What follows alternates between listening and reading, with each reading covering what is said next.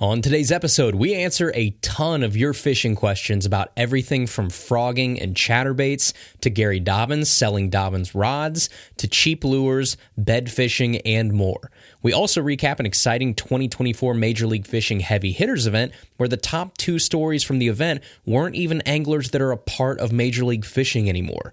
All that and more on this episode of Tackle Talk. Hello, everybody. I'm Bill Dance, and you're listening to Tackle Talk.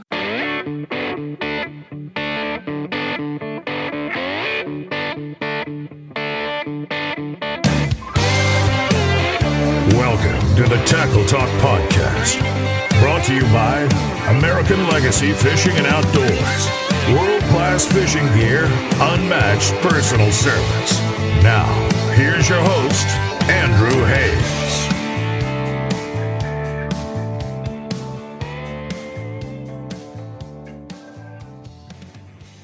Hey everybody, welcome back to another episode of the Tackle Talk Podcast. We have a great show for you today, but first, a PSA to all of you out there. If you like fishing gear and you like saving money, listen up, because American Legacy Fishing just dropped their 2024 Memorial Day sales, and boys and girls, there are some barn burners. To start off, 20% off all Dobyns rods. Yes, 20% off anything you want from Dobyns. That's Furies starting at $103 now, Cadens starting at $143, Champions starting at $191. For those of you that always ask about travel rods, the Caden Travel Rod Series starts at $159 with this sale. If you need a Dobyns rod, now is the time to buy one. Next up, they have 25% off all Fenwick rods. The brand new Fenwick's probably the most excited that I've been for a brand revamp in a long, long time. You heard us talk to the designer, Justin Poe, multiple times on this show about these rods. Very special rods on sale right now, 25% off. That's the brand new Fenwick Eagles, amazing budget rods on sale for $75, which is highway robbery for as good as those rods feel. You also have HMGs starting at $104, and they go up from there. Great rods, a great sale going on right now at ALF. And then they have 40% off, 40 off all in-stock St. Croix rods. That's the Bass X series, the Avid series. You can get a Legend tournament right now starting at $177. They're like $177 to $192 with this sale. Probably my favorite overall rods that St. Croix makes. They're normally like $325 rods on sale right now for under $200. A great deal. And then they've got an extra 15% off all used gear and 25% off select swim baits like the Berkley Cull Shad starting at $8.99 now, the Berkley Nessies starting at $5.99, Shimano Armajoint Flash Boosts starting at $32. Great deals on swim baits over there as well. So head over to www.americanlegacyfishing.com. Click the Memorial Day sales right there on the homepage to shop them for yourselves. Great people, a great company, great prices, great service, fast shipping, all of that from American Legacy Fishing. And as always, use code TACKLETALK10 to save 10% off any of those items that aren't on sale. That'll usually save you 10% on almost everything on the website. Again, TACKLETALK10 is the code over at www.americanlegacyfishing.com. All right, first things first here. Today, we're going to briefly recap the 2024 Major League Fishing Heavy Hitters event that was on the Kissimmee chain this past week. So this event just wrapped up on Thursday, May 23rd, down in Florida. And this is probably my favorite event that MLF does each and every year. I know everybody has their own feelings about Major League Fishing. That's fine. My stance is pretty simple. I like fishing. I like watching fishing. I like the sport of fishing. And more tournaments means more entertainment for us, the fans. So I'm cool with it. But this is a very unique tournament that Major League Fishing does every year, where all year long they have these 7 major tournaments. They take your heaviest fish from each of those 7 tournaments, and then they add them together at the end of the year. And the top 30 totals of those top 7 heaviest fish over the course of the year qualify for the Major League Fishing Heavy Hitters event the following year. So this year you had 30 anglers qualify for the 2024 Heavy Hitters, and besides a smaller field, obviously, there are a few cool wrinkles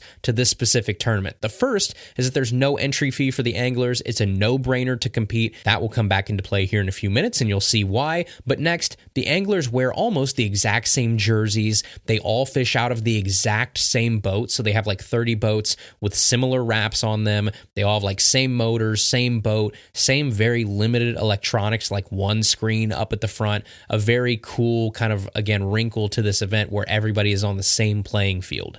And then the biggest difference of all is that of each of those 6 days of competition, the 4 days of the qualifying round, the knockout round, and then the finals, the big bass payouts are almost as important as the tournament itself, because for the first 4 days, big bass alone pays 10 grand each day. And then the knockout round, which is the 5th day, big bass pays $30,000. And then the final round, big bass is $100,000. To keep that in mind, the winner of this event also gets 100 grand. So they're on even playing fields. Even if you're not going to win this event, you want to make the final round. You want to have that chance at one fish to make 100 grand. So that's what makes this event so cool for me to watch is one, every cast matters. Every angler at any given time is in this thing to win big money. It's not like, oh, if you're getting pulled away in that round and someone's running away with it, someone at the bottom still has the chance again to take one swing and have a big payday, and that fish is so important. So the emphasis on big fish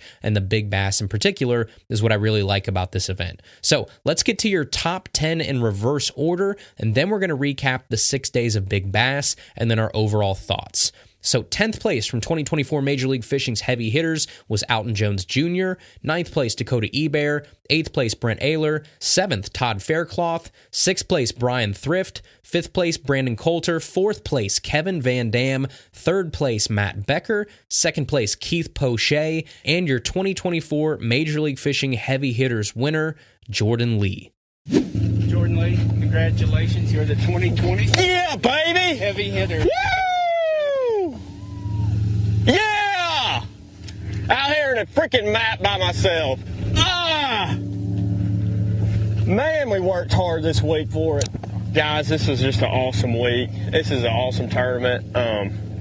Winning it 4 years ago, totally a different way. And to come back to Toho and to unlock this bite out here, this is how I grew up fishing, this matted grass on Gunnerfall, won my first tournament, when I was 17 doing this, and dude, it's just awesome. I wanted to win this tournament. I mean, I felt like I was on the fish all week, and it just happened to work out. But just want to, say thanks to everybody watching, my friends and family and fans. Thank Lord and Savior Jesus Christ. He's the reason I'm here.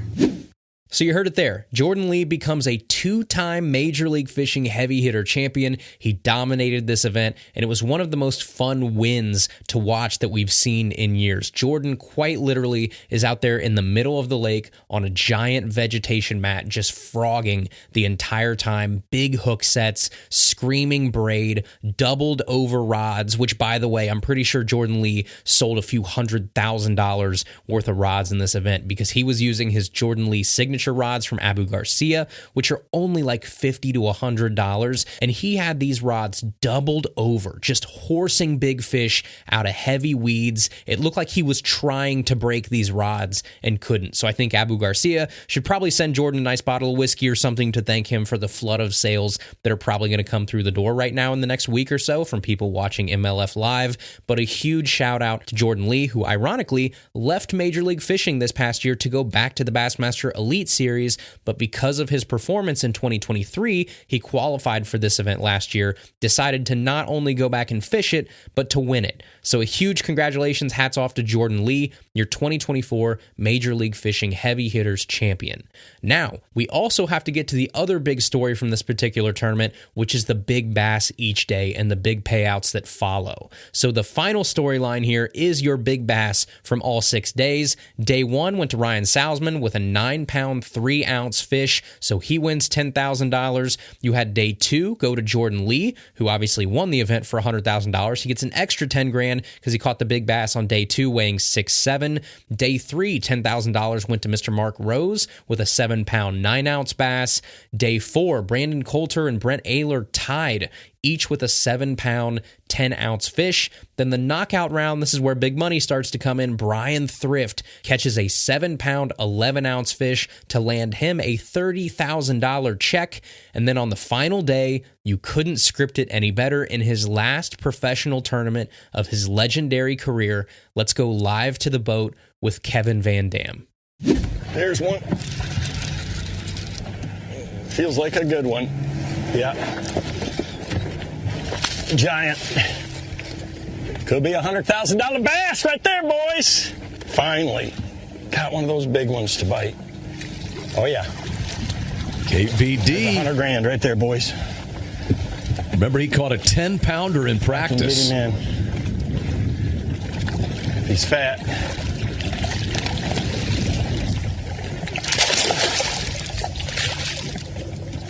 Wow. A giant There. for the goat. $100,000. Boom. That is a beast. Yes, sir. Come on with it. So there you heard it, folks. A walk-off for the ages. Kevin Van Dam, who famously retired last year because of his success last year on the MLF tournament trail. Similar to Jordan Lee, he qualifies for both Red Crest and Heavy Hitters this year. So in 2024, fishing his very last tournament, on the very last day, the championship round, he catches a $100,000 bass to ride off into the sunset. I don't know if it's divine intervention. I don't know if it's luck. I don't know if it was fate. Whatever it is one of the coolest things that I've ever seen. Kevin Van Dam ending his storybook career with a scene out of a movie. Very, very cool. So to end our coverage here from the 2024 Major League Fishing Heavy Hitters event, we're going to leave you with some final words and comments from Kevin Van Dam as he signs off one final time after the last professional tournament of his career.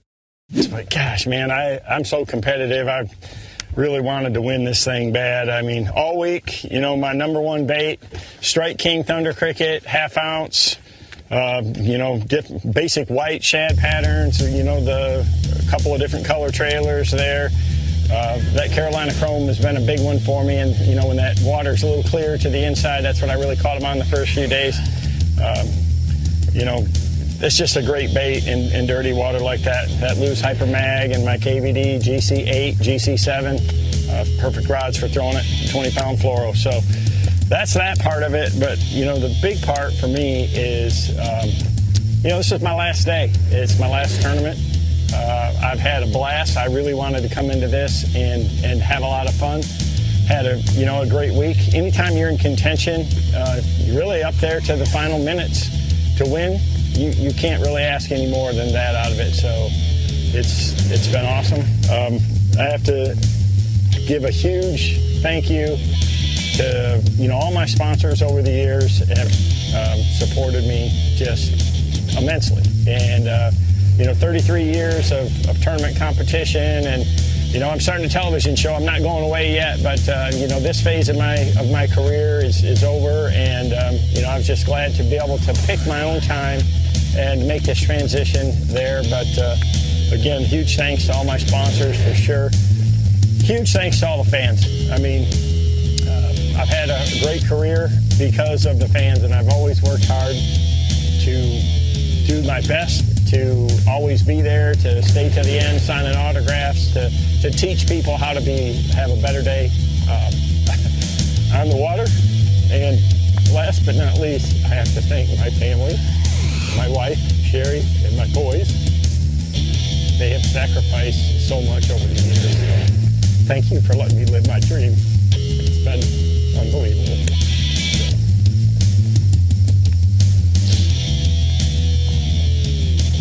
On to the next phase.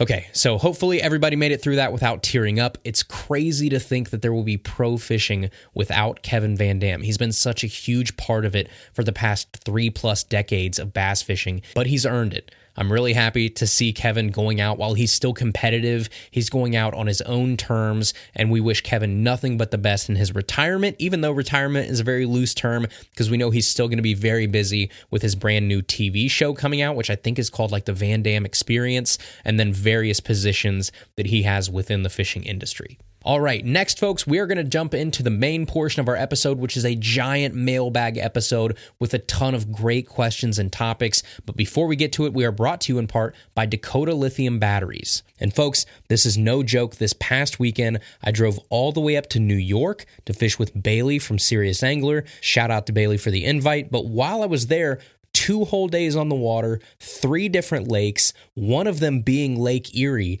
But the entire time that I was on that trip, I relied heavily on my kayak motor, and I never had to charge that battery once. And not only that, but at the end of the entire trip, I still had over 80% battery life after 2 hard days of fishing big water. And to make matters worse, one of those days we got caught in a really bad storm with my battery just sitting in the back of my kayak, exposed to inches of rain and thunderstorms, and it took it like a champ. That right there is why I trust Dakota Lithium Batteries. Any conditions, any situation, when I need power, I've got it with Dakota Lithium. And you don't have to pay full price for them. That's because you listen to Tackle Talk. We're going to save you 10% on your entire order by using code TACKLETALK10.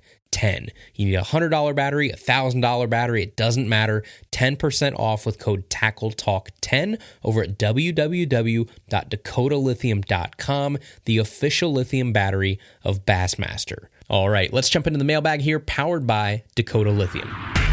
This is the Tackle Talk Podcast Mailbag, powered by Dakota Lithium Batteries. Adventure awaits at dakotalithim.com. All right, the first question here in the mailbag powered by Dakota Lithium is from Dylan Barrier. And he says, "Hey, Andrew, I was fishing a new stretch of river last year and found a 6.6 medium-heavy Lew's speed stick sticking out of a log jam. It had no reel on it, so I think someone just pitched it. I put a casting reel on it and quickly figured out why. It was so rigid and it cast like trash. I'm going to get a Dobyns for the reel." And then in parentheses, he said, "The spinning rod and reel combo I got from them last year is like butter. Thanks to you for the advice." And then he says, "Can I use the Lew's for anything, or should I just put a spin cast reel on it and let my dad use it for the 4-H fishing trips that he does with kids? Also, any thoughts on Dobyns being bought out? Thanks for all of your help. As always, love the show, Dylan." Hey, Dylan. Yeah, so first off, with the Lew's, that's kind of cool, I guess, that you found a rod and you found a name brand rod, not just like some random thing, you've never heard of that was $4 at the flea market or something. You found a nice rod, a Lew's speed stick. So if it is a 6.6 medium heavy, it's probably going to feel a little stiff. Most rods in that size and in that power are going to feel a little stiff. That's why you're going to see a lot of guys go 7 foot or over. With that stout of a rod, that medium heavy, and then kind of like a short, beefier length to it at 6.6, there's going to be some stiffness for sure compared to some longer models. But for $89, a Mach speed stick, they're not bad rods. It's just probably the model that I wouldn't choose. Now, what you could use it for is it could be like a skipping under docks rod, right? Like a skipping rod. Shorter rods are great. You've got enough backbone to set the hook because it's medium heavy. But yeah, I guess your other option is just use it as a backup rod. Let your dad use it for the 4-H trips.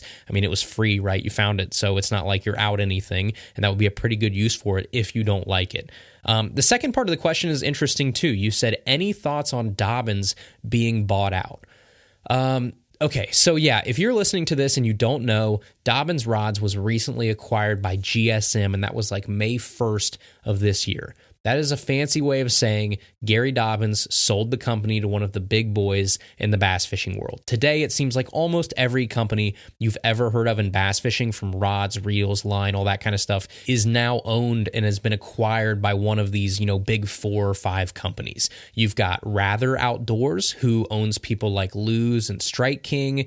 You've got Pure Fishing, who owns people like Berkeley, Abu Garcia, Fenwick, Spiderwire, Savage Gear, Ugly Stick, Penn, Pfluger, Plano, Freybill, Shakespeare, Stren, all of those companies I just named are owned by the same parent company, Pure Fishing. You've also got people like House of Outdoors. They own, Guggen Baits, Bass Mafia, Line, LYN, which is that fishing line company. And then you've got big companies like American Bait Works that own NetBait, Halo Rods, Scum Frogs, Bait Fuel, all of those. And then the other big one you have is GSM, who owns Yamamoto. They own Phoenix Rods. They own Big Bite Baits, Bill Lewis, so like rattle traps, Buckeye Lures, and now they own Dobyns Rods. So yes, Dobyns is no longer owned by Gary Dobyns. It's now owned by GSM Outdoors.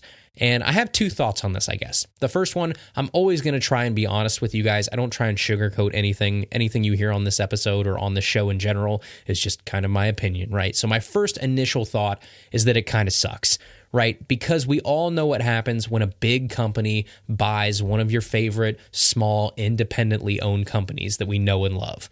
Big money gets involved, and it becomes one of those things where they say, how can we make another dime? So quality starts to suffer. Warranties dwindle down or are done away with. There's no person who cares about this thing like it's their baby like Gary did. Now it's just one of, 10, 20, 30 companies in this portfolio that GSM owns. So they're in it to make as much money as they can out of that brand. Now, on the other side, it's not like these giant companies are the devil. I know everybody loves to go there and loves to hate on them. The big companies and the big ownership groups are not the devil. GSM is not the devil. Pure Fishing is not the devil. Rather Outdoors is not the devil. There's not some giant Scrooge McDuck overlord just bathing in a bathtub of $100 bills and doesn't care about your products or your brands at all, right? They have a vested interest to care about the products, to care about the brands, because that's how they make money. So usually these companies have outdoors people behind them. You see like the day-to-day people working the accounts.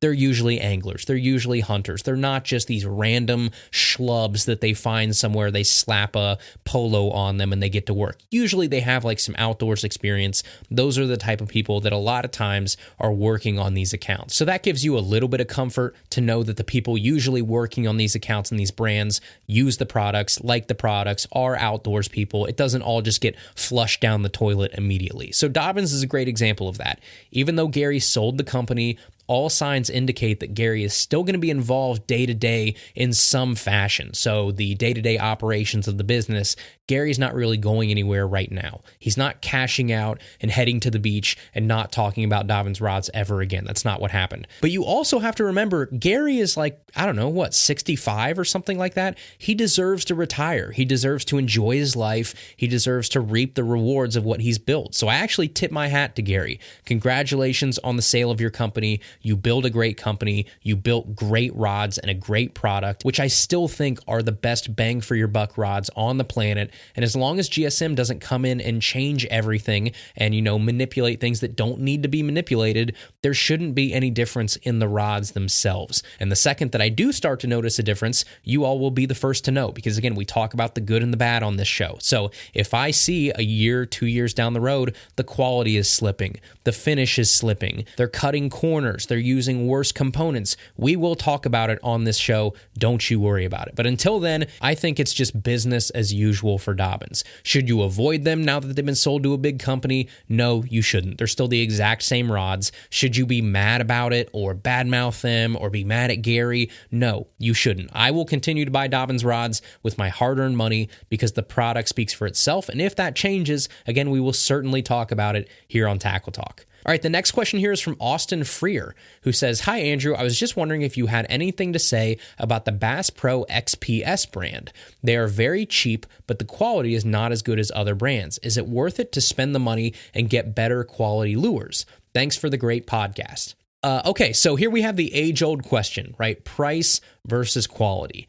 And I'm going to say this to start out. XPS has come a long way. I think in the past couple of years, they've really I don't know if stepped up their game is the right term, but tried at least to make these more presentable lures, it seems like. Back in the day, these were just super junky lures when they first came out, the Bass Pro, like generic versions of things. There were a couple things that were okay, but like hooks bent out on the first fish. Some of these lures were just awful. Yes, they were $2 or $3, but they weren't even worth that $2 or $3 you were paying.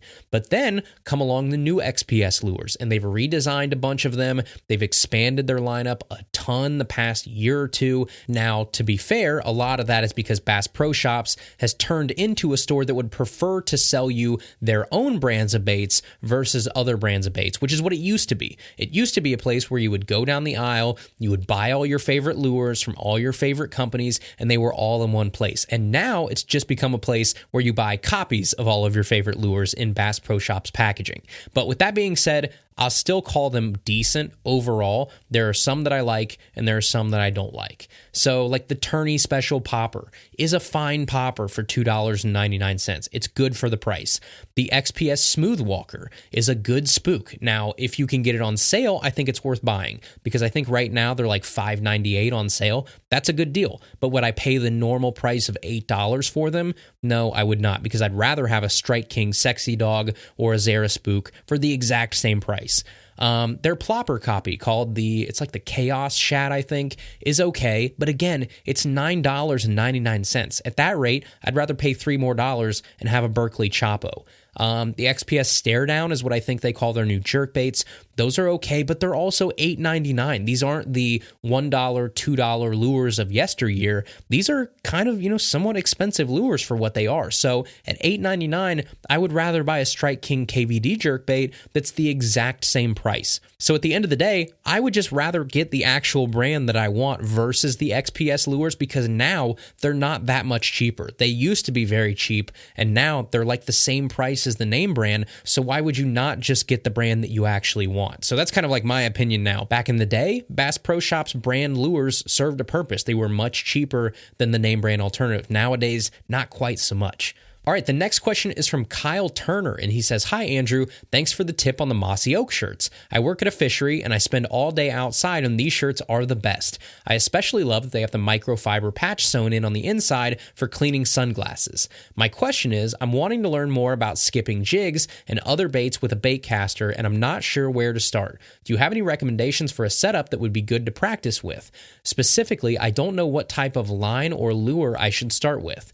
Any other tips would also be greatly appreciated. Thanks for always taking the time to respond to my questions and for providing all the great content that helps folks like me learn new tactics and tricks to put more bass on my catch board."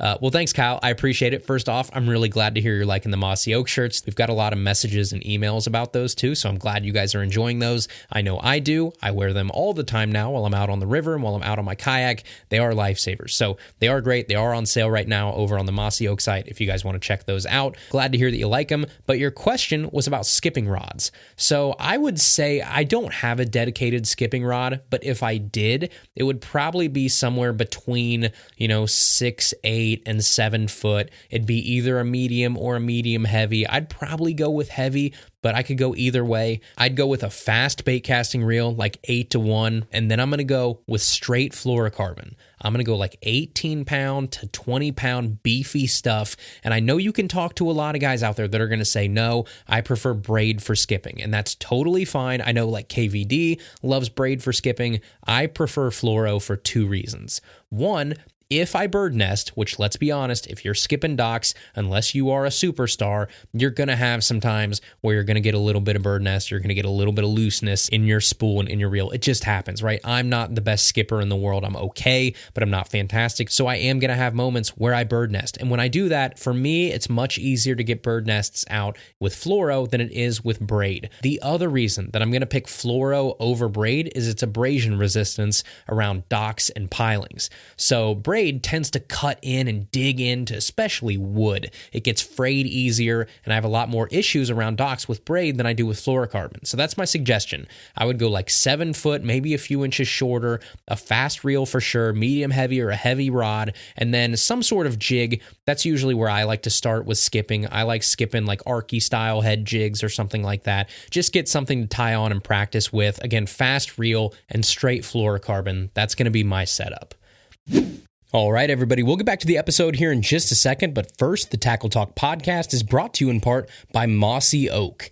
And right now, as I'm recording this, I am wearing what has quickly become my favorite on-the-water shirt, my Mossy Oak long sleeve tech shirt. And I know what you're thinking. Long sleeves? Andrew, it's like 80 degrees outside. Yep, I know that. This shirt keeps me cooler than I would be in short sleeves while still protecting me from the sun and allowing me to focus on smallmouth, not sunburns. Between my tech shirt, my Mossy Oak fishing gaiter, my flex fishing shorts, those long days on the water are much more enjoyable these days. But don't take my word for it. Take the word of folks like Kevin Van Dam, Brandon Polinick, Greg Hackney, Ott Defo. All those guys and more wear Mossy Oak on the water. So if you want to check out their gear for yourself, head over to www.store.mossyoak.com, click fishing at the top of the homepage, and scout out the great deals they've got going on right now, like $18 tech shirts, $9 gaiters, $27 tech hoodies, and more. Again, that's www.store.mossyoak.com. When you're in the elements, make sure it's Mossy Oak. The next question is from Tanner Schroyer, who says, "Hey, I've really loved listening to your podcast. One of my favorite things to do is fish, and bass is definitely at the top of my list. I want to try throwing some of these new popular large glide baits everybody's talking about. My question is, if I'm going to start out with just one glide bait under $200, which one is the best to get?" Okay, so Tanner, I'm going to give you an unpopular opinion. I know the swim bait bros and the swim bait makers especially are not going to like this answer. Don't get an expensive glide to start out. Do not make your first glide bait a $200 glide. Don't fall into that trap because you don't need to do that yet. We've talked about this with fishing rods before, and I've caught a lot of heat for saying this, but I firmly believe it, so I'm still going to keep saying it. Work your way up to expensive gear. Don't start there. So don't make the jump from a $20 ugly stick to a $450 Fenwick World Class, right? You're not going to appreciate all the small differences that make that $450 rod great because you can't feel it all. You haven't had the chance to put in the time to train your hands, to train your sense of touch, your technique on the water to be able to pick up on those very small nuances that make one rod worth 20 times more than the other. Yes, you're going to be able to feel that one rod might be lighter than the other, but the difference will not feel like a $400 difference. So it takes time, it takes experience to appreciate those differences and make it worth it or not. So I think the same thing can be said for baits. So if you're just starting out and you're buying your very first jerk bait, I don't think it needs to be a Vision 110 or a Jackal Re-Range or something. No, grab like a Husky jerk. Grab a Strike King, a $9 KVD jerk bait. Grab something that won't break the wallet, but you can still learn the technique.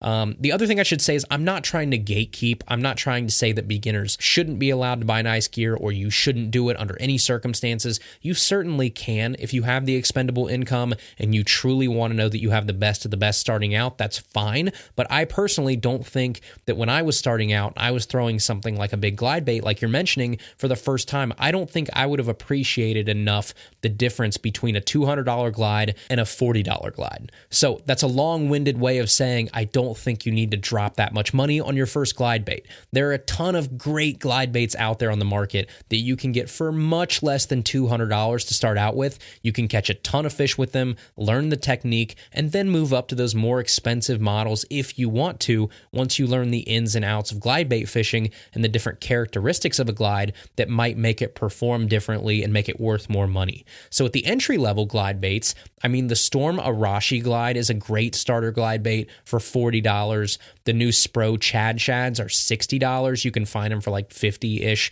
sometimes on sale. They're amazing. Heck, the Berkley Nessie is like $7 to $12, depending on the size you get. That's a great starter bait. The River to Sea S-Waver is okay. It's not my favorite, but very popular at that like $20 price point. You can catch a ton of fish on it. So I would start with one of those. Shoot, for all four of those, you can buy all of those for under $200 total and still be well under your budget. So that is where I would shoot you toward, not necessarily going out and you have to get a Taxi Shad or a Tado or a KGB or something. Start with something a little bit more affordable and work your way up.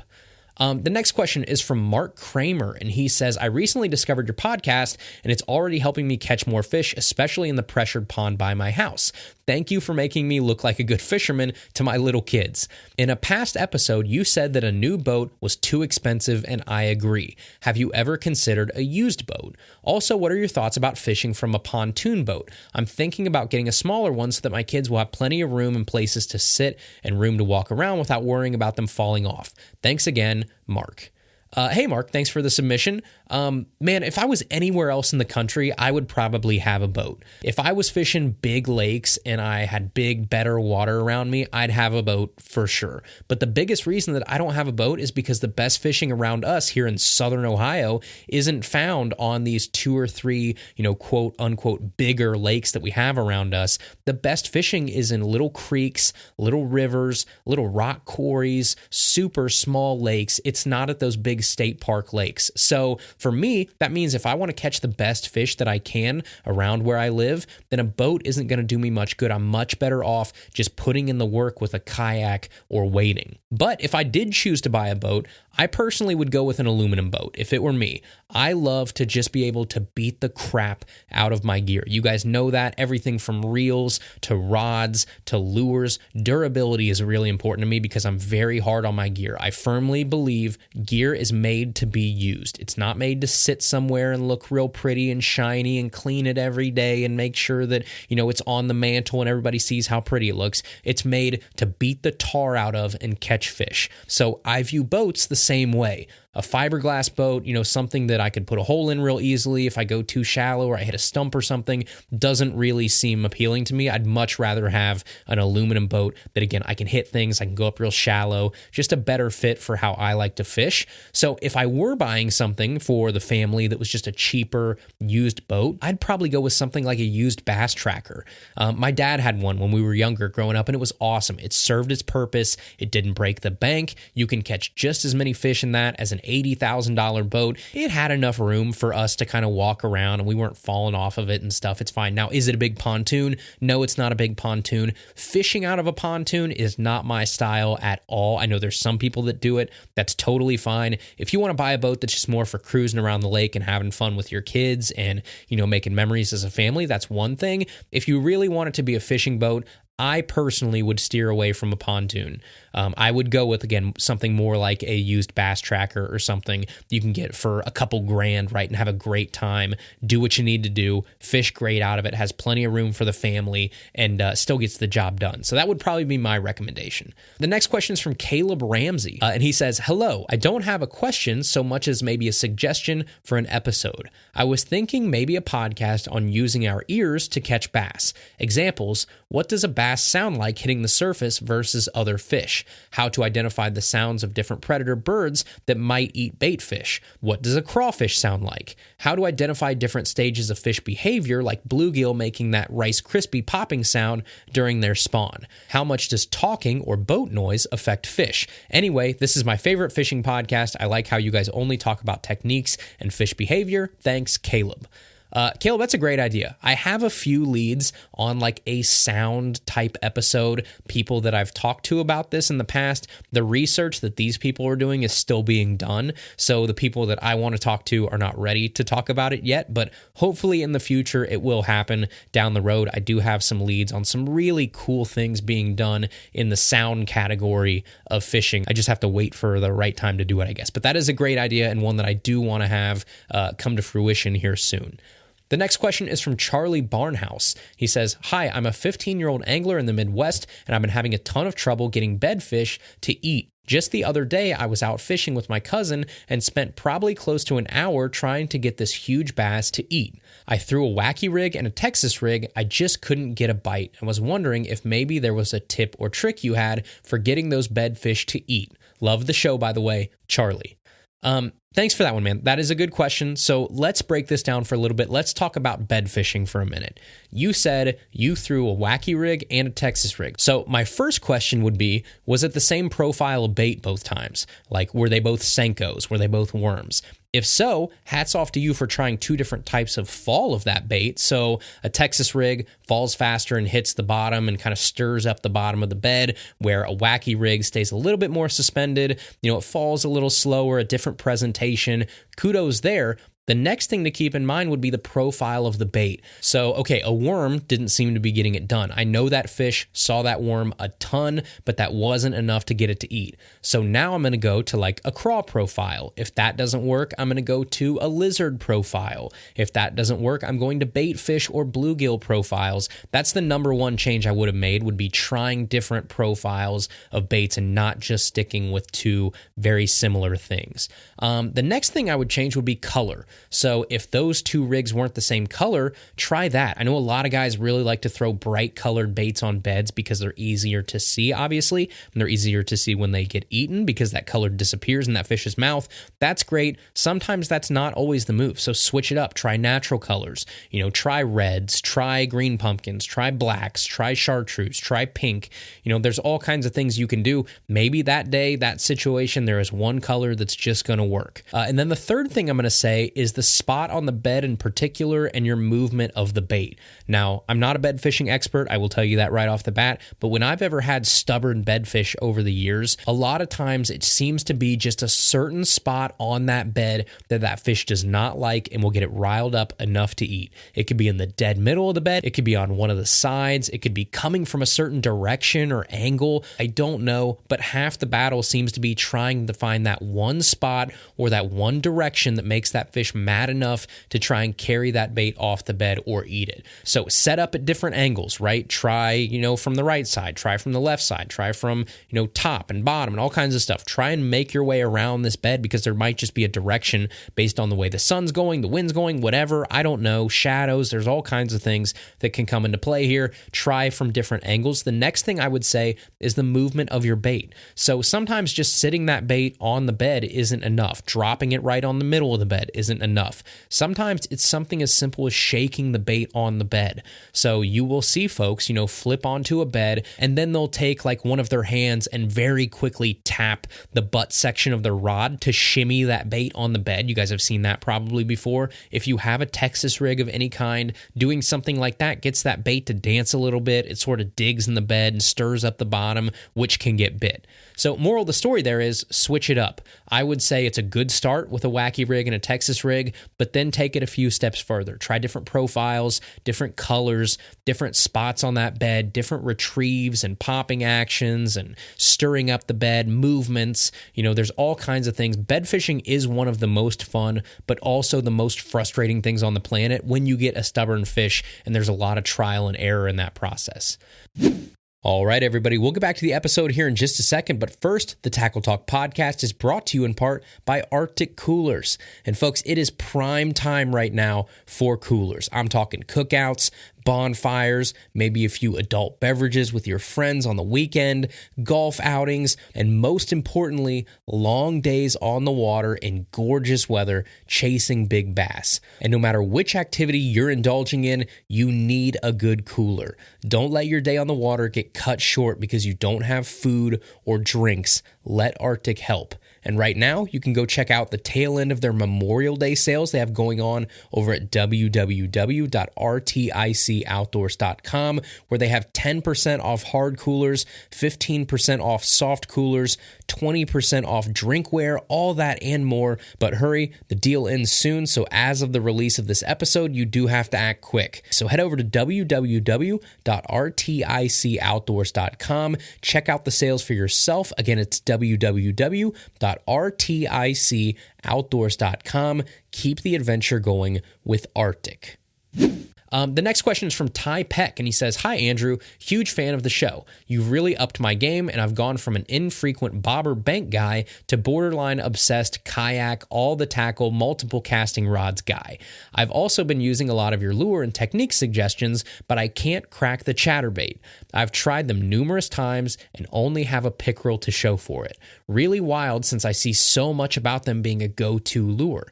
Any tips on retrieve, when or where to throw them, trailers, etc.? etc. If it helps, I'm a New York City angler, mostly fishing an hour or two outside of the city in smaller lakes and ponds. Keep up the amazing work with a podcast that far surpasses anything else out there. Tight lines and snaps all day. Yes, sir, my man. Snaps all day. We are out here just trying to end snap shaming one episode at a time here on Tackle Talk. But your question about tips for chatterbaits. Yes, we've definitely got those. In fact, if you pull up the episode we did right here, it is July 19th, 2022. It's called 5 Tips for Chatterbaits. Go listen to that episode if you haven't. I think that will help you a lot. But otherwise, some good starter tips for chatterbaits. My first one would be vary your retrieve a lot. A chatterbait doesn't have to be a chuck and wind bait. It can be, but varying your retrieve often helps. So give it pops, pulse it. I actually get hit a ton when I slow down after a big quick pull. So I'll be reeling it, I'll give it a quick pull, and then I'll kind of slow back and let that lure sort of catch up and almost not fall, but not move as quickly as it was even before the pull, right at my regular speed. I give it a slow down, I will get smoked on that slow down a lot of times. So sometimes it's just varying from that straight retrieve that helps a lot. The other thing, don't be afraid to throw it around grass. A chatterbait ripped around or out of grass is a killer. As far as your trailer goes, that makes a huge difference in how that chatterbait functions too. So be cognizant of that. Change your trailers to try different things. So for instance, like a regular paddle tail swim bait will slow your chatterbait down a bit and it'll keep its action really consistent and straight. Where the other side, if you use like a straight tail swim bait, like a spunk shad or a freeloader or something like that, it's going to allow that chatterbait to bounce around a little bit more, to be a little bit more erratic and kind of hunt a little bit more. And sometimes that helps. It also helps it get a little deeper with that straight tail. And then you do something like a crawl trailer. That's actually going to keep your chatterbait up and raised a little bit more toward the surface. So it's going to keep it shallower. So that keeps it from going too deep if you're trying to keep it over things. So there's so many things and changes that you can make with a trailer that affect your chatterbait and how it looks in the water. So don't fall into that trap I used to fall into, which is always throwing a paddle tail swim bait on the back. Nowadays, I rarely throw a paddle tail swim bait. In a year or two ago, I would have thought I was crazy saying that, but now it really is. I'm throwing a lot of different stuff on chatterbaits and it's helping out a lot. And then the final thing I'll say is don't overlook smaller chatterbaits. Here in Ohio, one of our best kept secrets, it's not really a secret anymore, it's definitely out now, is the Z-Man Mini Max chatterbait. That thing is amazing for a smaller profile while still getting that true chatterbait action and vibration that you want. So the entire thing ends up being like half the size of a regular chatterbait when you put a trailer on it and everything, but it looks just as good in the water, and sometimes that downsized presentation seems to help me get more bites. So sometimes Mini Max is also the move. All right, the next question is from Steve Morick, and he says, how are you going to do a Harbor Freight fishing episode and not mention that they sell an actual fish finder? It has a screen, it has a transducer on a cable, it shows water temp, depth, fish depth, etc. P.S. Thanks for bringing up trimming your skirts on chatterbaits. I hadn't thought of that, even though I trim all of my jig skirts. Great show. Keep up the great work. Hey, Steve, thanks for the question, and I hate to be the bearer of bad news here, but Harbor Freight doesn't sell those fish finders anymore.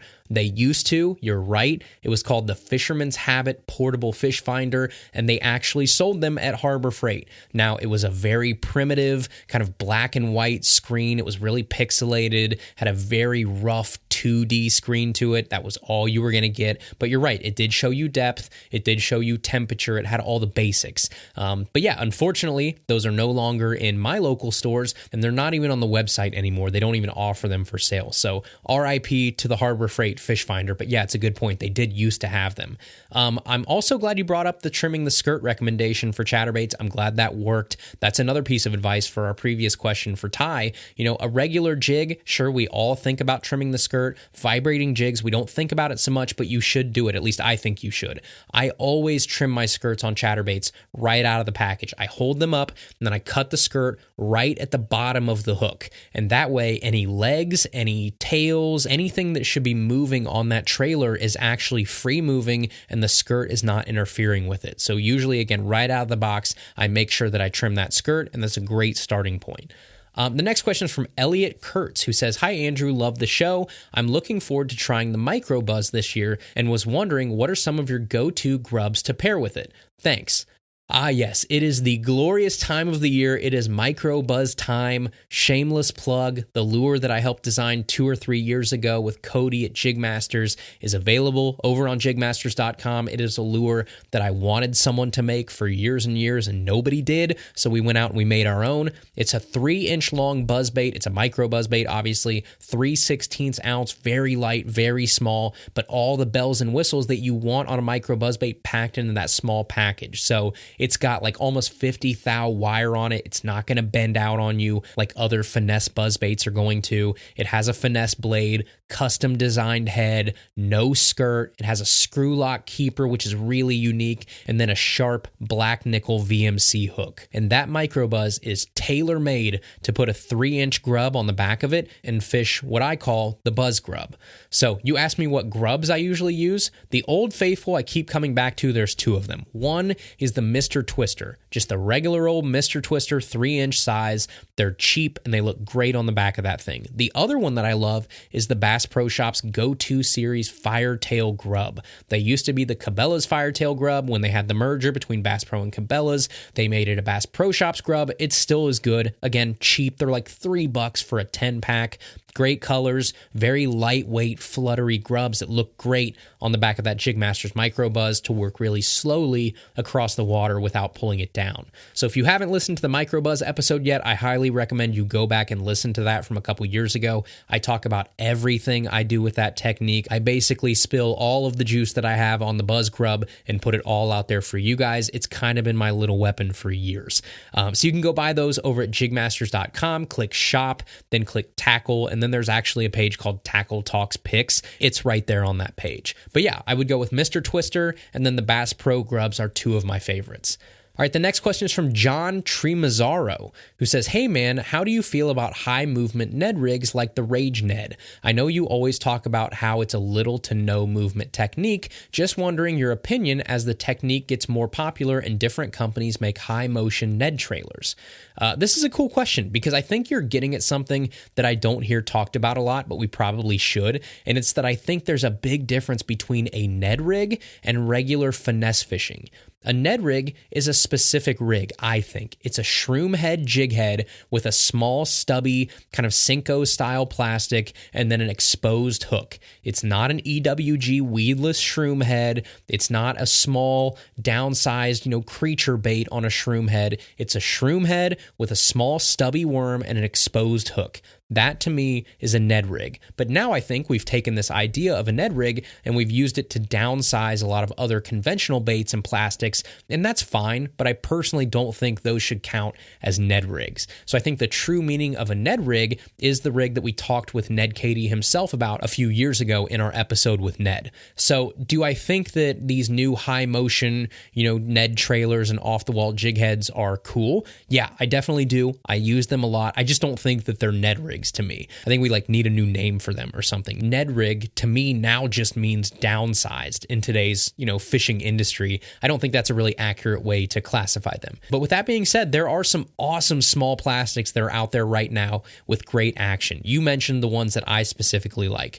The Ned Bug and the Ned Craw from Strike King are awesome. They also have that Ned Cutter Worm that's decent. Things like that are cool to me. I think they have their time and place, especially dirty water where you still want something small. But yeah, I think there's some good ones out there on the market so far, but I'm honestly surprised that more companies haven't come out with microplastics. I think that is a market that it seemed like the industry was going toward for a while, and then it just seems like people stopped, where I still think there is a lot of holes in the market for some small kind of finesse-y baits that people aren't really making yet.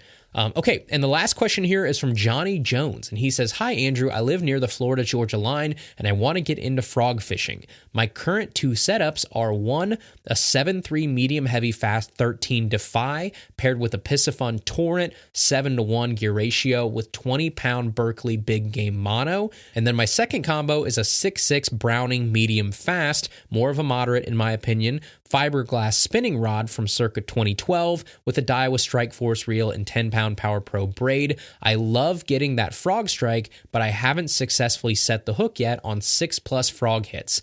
Could I be swinging my hook set too early or not hard enough, or am I just limited by my gear? If it's the gear, first I'm going to try 50-pound braid and keep it on another $30 torrent reel. Then I might turn that spare heavy braid reel into its own combo. What's the best bang for your buck frogging and flipping rod on the market on a budget? I'm looking at the heavy rods from Shimano, the Celis line, for $50, but I could invest more if the sensitivity would improve flipping technique potential. Love the show. Thanks for regularly posting, Johnny.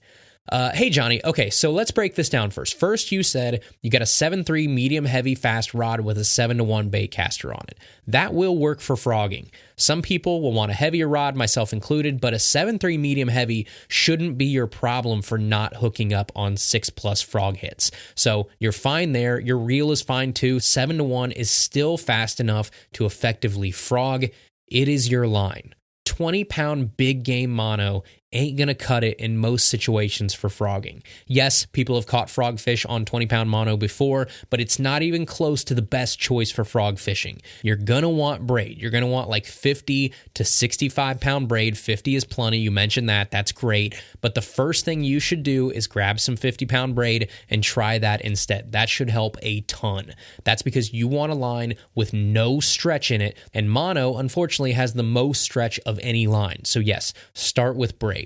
If that's still giving you fits, then it might be time to invest in a heavier rod. I know you mentioned that that's a possibility. That's great. More backbone, more power than a medium heavy is what you're going to want. So you're going to go with a heavy in a regular brand or a mag heavy if it's a Dobyns. But because it's a frog rod, you don't really have to worry about sensitivity too much unless, like you said, you're going to double it as a flipping rod. So either way, in that case, the Shimano Celis for $50 would be a great investment for you. Something stouter, something stronger, that's going to do you a lot better than your 13-to-5 rod that you have that's a medium heavy. So once you make those adjustments, wait for the strike, count to 3 to make sure you don't swing too fast, and give them the beans. It's frogging. It's fast reels. It's heavy rods, heavy braid, big old hook sets, and having a blast. So I hope that helps, but yeah, I think it's your line first, maybe your rod second.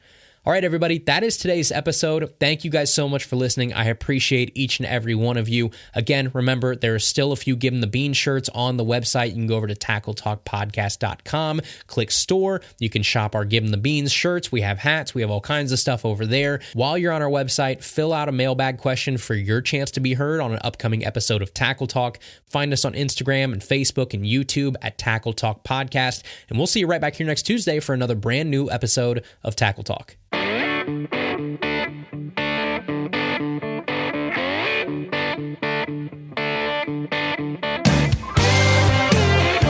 Thank you for listening to the Tackle Talk Podcast. Tackle Talk is produced by Andrew Hayes. Copyright 2021. Please subscribe on Apple Podcasts, Spotify, or wherever you listen to podcasts.